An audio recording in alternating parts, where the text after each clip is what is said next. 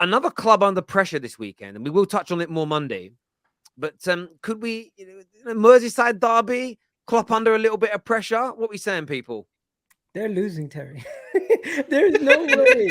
Wow. There's no Daesh way. effect. I agree. Listen, listen to make this is big not even splash. an insult to Liverpool. You guys know the state that you're in, and Sean Dyche has just gotten in. They have a new manager bounce. They beat one of the best teams in world football right now in Arsenal, and they're coming to a Liverpool side that's been very inconsistent, poor. And let's be honest, you look at the midfield. I would take that one on a midfield. Thiago, wait. Thiago's injured, by the way. Yeah, Thiago's injured too. Wow. I would take Liverpool's mid. I would take Everton's midfield over Liverpool's at this moment in time. Everton's attack might not be that good, but they really I could see this game ending in like a smash and grab 1-0 for Everton, because I just think Sean Dyche right now, he's rolling, and Klopp and Liverpool, they just don't have anything together right now. They seem disconjointed. I just wouldn't write off Dyche. A lot of people say that like Everton's attack is rubbish, and like they actually look really good against Arsenal. They were playing some great patterns of football. I feel like Dyche has gone in there. He's made an impact on these players. But as we all know, he defends first. And Liverpool, the one big problem they've had is that attack just isn't working. They'll make a lot of chances, but they cannot finish. They can't finish their dinner. So like you guys say, I think Dyche is going to go there. He's going to do the job. He looks for these big games. He loves playing against the big teams because they suit best to the way that he plays on the counter. And I think Everton are going to break them down and get like a big win in this Merseyside derby. And it just might be time for Klopp after this. I feel like this will be a big wake-up call to a lot of fans and a lot of people in that dressing room as well as the board. It's an interesting one. When was the last time Everton versus Liverpool? When was the last time Everton legitimately went to? When did they last win at Anfield? I don't even know the answer to that. I'm going to go and have a little look here. I should probably do it the other way around. Did they win? Did they win in the that season? They had all the injuries. They won in the cup there, I think. Right, okay. I think, and I could be capping when I say that. But let's have a little look here in the Prem. The last time they lost in the Prem, was it two? They lost 2-0. You're right. In February 2021, they lost in the Prem. But again, that was injuries. Lockdown. I think they lost like 3 or 4 in a row at Anfield at that time as well. Yeah. Yeah, that was it. That was in that really bad run. Outside of that, the last time they lost at Anfield to Everton, my God, I'm going a long way back. Was September 1999. So they've had one win there, Everton, in that time. But I feel like that defeat in February 2021 was very much forgivable by Liverpool fans. They'd only recently been champions, and they had an injury crisis, and they were on a bad run, and they kind of turned it around that season still. What's the difference this season then? This season they've got injury crisis and they've got. But Kaz, there is a difference. You know the difference. Their fans are losing their mind with this. Their fans are week in, week out. Yeah, there's more and more Liverpool fans saying Klopp out. He's past it now. Losing to Everton now with everything else going on, and this is a beautiful thing, by the way. I'm sad JJ's not here. This is going to be a rare thing of beauty. You've got as football fans on Monday night, you need to be sitting down, popcorn ready for the game, and then the football terrace straight afterwards for our live match reaction. Because I think I'm going for another controversial one. Everton are gonna win, and I believe this is the end of Jurgen Klopp. I think he walks. This is dangerous. This is dangerously great. Like, look, Sean Dyche, Stone Cold Dyche Austin, Let me tell you now, you finally realized you put a few black players in the side, IC3s other than IC1s, and he's like, raw, I'm actually getting some results. You know what I mean? People, man, that pace of he realizes the way he was, some P&P, in that midfield, he's like, oh my God, like, I'll be missing out all these years. I could have got Burnley up, but clearly not. But look, man, the Corey, Nana, who's the other boy? Idrissa Gay. Oh, against Henderson, Fabinho, and Keita. No, beauty. Oh my word! I'm not lying, and the worst part is, it's like I'm not gonna lie. And then you got the defense. One thing Liverpool probably gonna hate is crosses getting spammed. You know what I mean? Like Joe Gomez and Joe Q-Tip. Oh my God, I can't. I need to.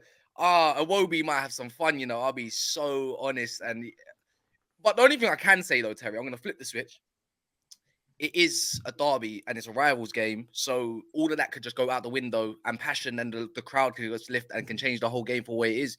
The Everton lot, the players on the field might bottle it a little bit, like just from the atmosphere alone. But I haven't really smelled so much atmosphere at Anfield this season. You heard the Chelsea game. I heard them singing the damn national anthem during the game.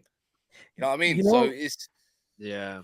Remember the other fixture when they originally played at Everton's ground, right?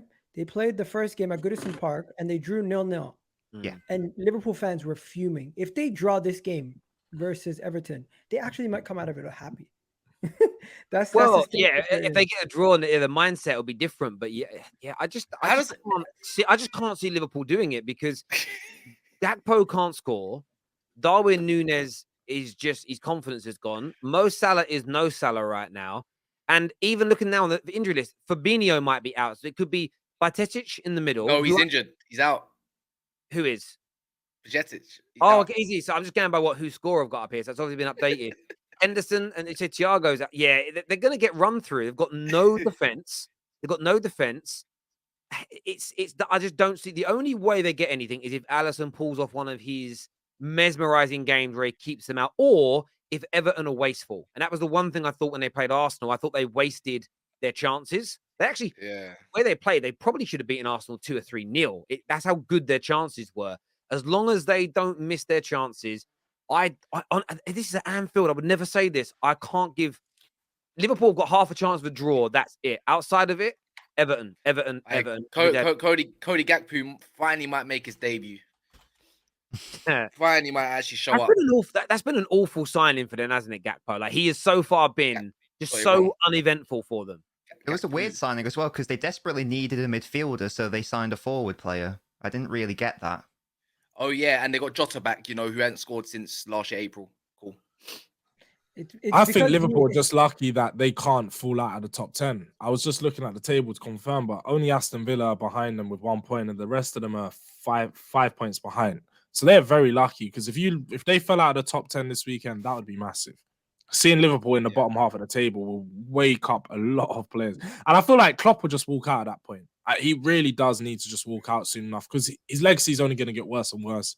And the further they've moved down the table, it's just going to be comical at this point. It's crazy to think. We looked at this team just a year ago going for the quadruple, and you would have said they have so many assets in their team with some of the world-class players they had in all these positions, a manager that everybody rates. I think they could turn this around if they had some ambitious owners, but they're not going to change owners mid-season, are they? See, well, they're trying to, but the people that they want to buy them are currently trying to court Manchester United. So once Man United's sale is resolved, then these people will turn to Liverpool. They're just not top dog in that regard. But where I get where you're coming from, Miguel, but you're right in terms of there's assets in this club. This is more on Klopp than they need to invest to make their squad bigger and better. I'm not denying that. In my opinion, these players have stopped playing for Jurgen Klopp. They've just had enough of the intensity, the style, the high line, how they play football. There's almost a boredom, a sort of nonchalant behavior in games. If they got rid of Klopp today and brought in another top-class manager, let's just say Luis Enrique came in, I'm throwing a name out there as an example, or Thomas Tuchel came in, you would see an uplift in how they perform almost instantly. And not just new manager bounce. To a degree, it would stabilize. There is a staleness in this Liverpool team, which new owners are not going to fix. New players, per se, are not going to fix because you're not going to change the whole. They're not going to go and they're very unlikely to do a Chelsea where you buy 14, 15 new players in a year. It's going to be 4 or 5 or 6 maybe in or out. But I think the core group at the club have just had enough of Klopp. And I don't even mean it disrespectfully. They probably love Klopp. They probably think Klopp's great.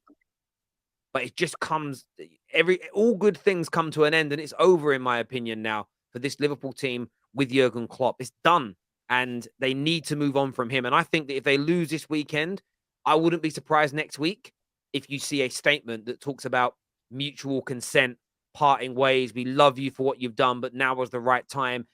You'll probably find they'll throw in like a Klopp really, there's been some issues, and Klopp needs to spend time with family. They won't deliver the word sacked. They won't make it sound negative in any way. If they lose to Everton, I wouldn't be surprised. They might wait until after the first knockout rounds of the Champions League to see whether they're still in. They may wait till then.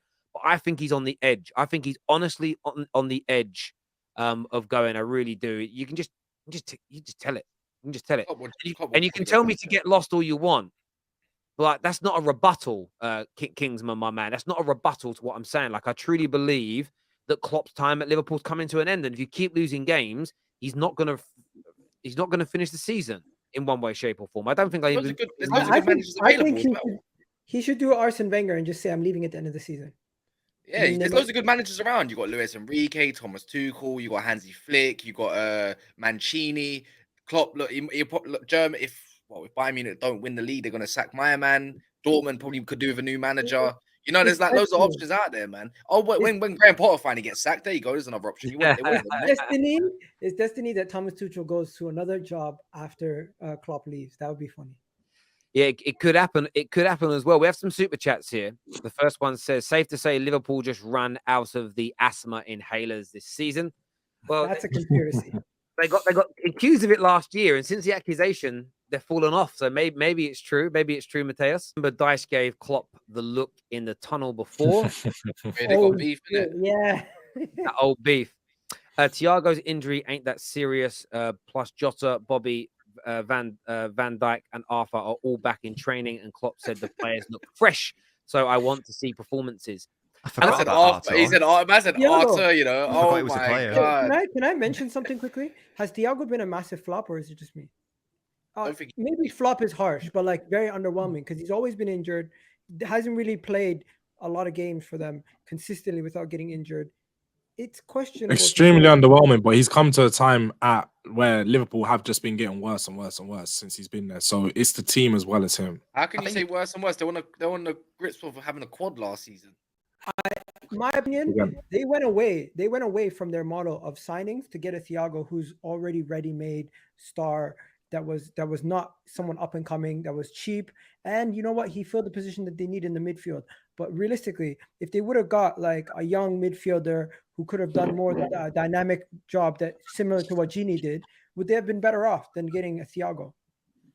I don't know. I think it's very harsh to call him a flop. He has had a bad time with injury. When he's played, he's been brilliant. But I guess if you're defining flop by he's not been available, then yeah, you're probably right. But in terms of when he is fit, he is brilliant. Yeah, I see what you mean. Availability is the best ability, and it's a big issue. We've always said that. We've always said that with Thomas Partey. Like when it comes down to it, until he has a consistent run, where in a season where he plays like over 30 plus games, then you'll be like, yo, he's put in a great shift this season. But Thiago, from when they signed him till now, it's almost been every 5-10 games he's out. And it's like, I don't think he was the good replacement, a good enough replacement for Gini, or if he whatever was. Like I thought they would go for a different type of profile type player, but they ended up getting him. I think they should have kept. They should have kept Mane and put him up front, because when he was actually up front striker, he was an issue, man. He just paid the money, man, and now they're seeing something rubbish up there. I hear that. Ashley Burke here says, Terry, you talk crap because you would take Klopp over Ten Hag any day. This is the thing. I haven't said Klopp's finished. I haven't said Klopp's done as a manager forever. I just think his time at Liverpool's coming to an end, and a change is as good as a rest. And I think if you put Jurgen Klopp now or in the summer, you put him into Real Madrid, he'd get Real Madrid flying. I don't think he's done as a manager. I just think his time at Liverpool has come to an end, and 7 to 8 years is a long time in one place. And I think you can only really last longer when you have deep pockets like Man United had for Fergie, like rightly or wrongly, like City have got for Pep. I think you need that so you can rejuvenate that squad at the rate in which you want, so that you don't get mass players in the squad becoming bored of how you play and what you do. And that's really important, and it's just not there, Ashley. So it's not me slagging off Klopp. I don't think he's a bad manager. You're just not listening right. I think it's time for him to move on, is what I'm saying. Terry, let me just reiterate my point. Harsh to say flop, but not reliable enough because he's consistently injured. He's only had 2 seasons in the last 11 years where he's played over 21 games in the league. Yeah, he definitely passed his best here. This